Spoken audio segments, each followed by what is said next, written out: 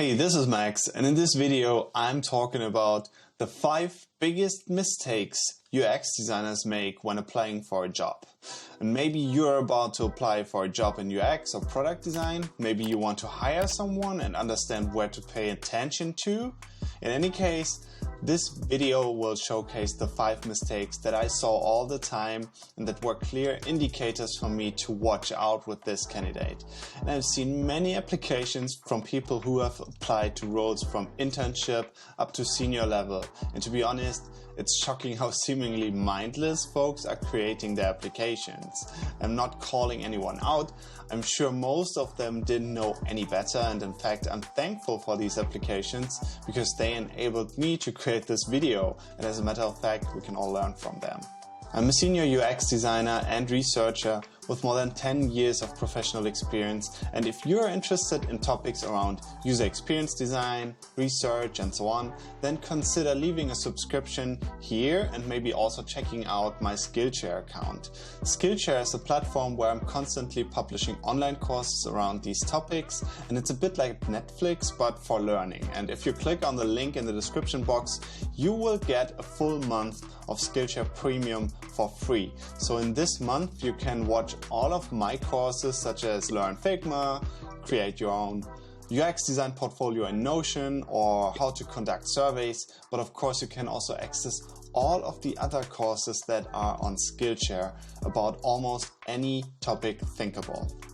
Now let's get back to topic and talk about the 5 biggest mistakes in UX design applications, and let us all try to improve and learn from this list. Okay, so the first thing is really to not mix up your job titles or role definitions. UX design, UI design, digital product design, UX research. It's not all the same. You might be transitioning from one role to another, and that's totally fine, but they're not the same thing. So be aware about your skill set and your focus. Don't try to please everyone, because at the end you won't be happy if you're not applying for the job that you can actually fulfill or that you want to fulfill. So be honest, analyze yourself, analyze your skill set, and then try to find the niche that you want to work within. And the entire title topic seems to be ever evolving, but it's not really helping anyone to list up all the buzzwords and just hope for a lucky hit. So be mindful and know what you're talking about when referring to job titles and your place within this spectrum, and especially your skills and where to apply them. Number 2. Stop showing your skills as a graph. This is very practical advice from my side, but it's so annoying for me because what does it even mean, right? If you have the full graph and you fill it out for anything, what does it mean? Like, are you the master of something? And what does it mean if you have only 50%? What do you compare it to?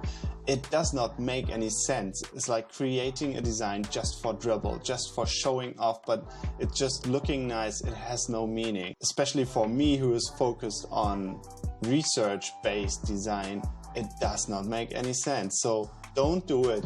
Also, very popular tools. Don't fixate on tools. I myself try to be tool agnostic, and this means I'm just using them as what they are. They are a tool that helps me to do a certain thing, but I can totally use another tool to do the same thing. It's dependent on so many factors. So don't fixate on a tool, fixate on a skill, and show your skills by showing work pieces and describing how you created them, which ways you went, which thoughts you had, what your processes were. All of this is much more interesting than some graphs or some tool lists or whatever.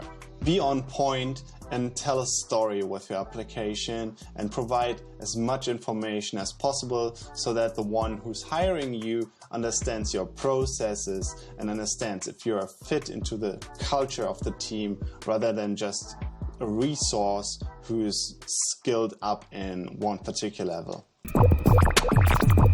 Number 3, get the basic design principles right. So this maybe sounds a bit harsh, but to be honest, even for internships, the companies don't want to teach you the very, very basics. So make sure that you're checking out all the free resources which are available right now. Just look at this video. It's a free video for you to hopefully get some input from.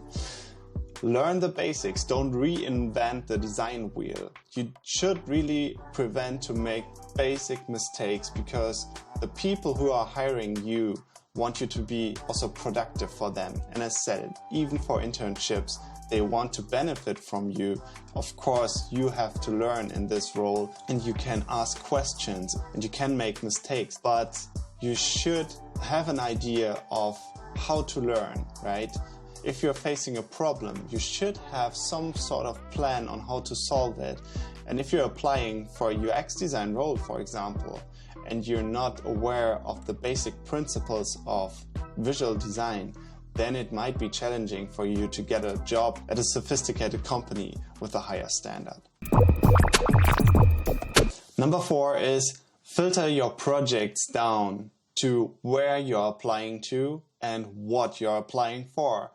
And I've unfortunately seen this too often, that people tend to include either too much, like the very old stuff from years ago, or very irrelevant stuff that's not fitting to the role. For example, product design projects when you're applying for a digital design role. You might think that this shows how broad your skill set is or the places you have gone, but really, when you're applying for a role, try to be as on point as possible and really show the relevant stuff only. Some people even create different portfolios for the different companies they're applying to, and I really like that idea, even though it means a lot of work. But what does it help if you send over your portfolio with a ton of projects and you're wasting basically the time of the people you're applying to, whereas you could really nail that down to only the projects that are relevant to that specific role, even to that specific industry you're applying to. So if you have been working on projects that are from the same industry, then these are highly interesting for the people you're applying to. Whereas if you're offering projects that are from a different industry, then they're a little less interesting for these people, right? So try to be as on point again, and also don't include stuff that you did not create on your own. You will be asked and it will come out, and this is going to be very embarrassing. And I've also seen that, so don't do it. Don't fake it and don't over exaggerate. Be on point and be defined. Last but not least, this might be the easiest one, but it seems to be the hardest one. Include a personal letter, like a motivational letter. A personal letter for the company that you're applying to. Maybe even for the person who's hiring you. Do your research. This is very much appreciated, and it shows that you actually care about the place you're applying to.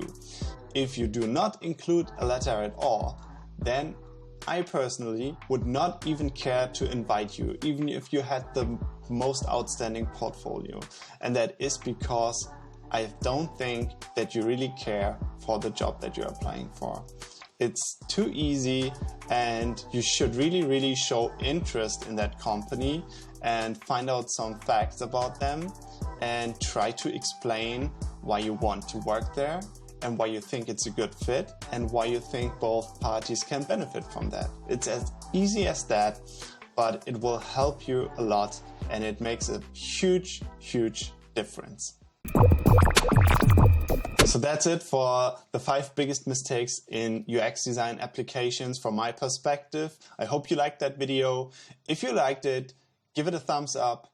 Hit the subscribe button. I'm trying to grow this channel. Also check out my Skillshare account and take a look at the introductory offer where you get 1 month for free. There's a lot of great content on Skillshare, not only my courses, but really there's a lot of stuff that you can learn and watch, and so much fun. So check that out. Anyways, I hope to see you soon. Thanks for watching and have a great day. Goodbye.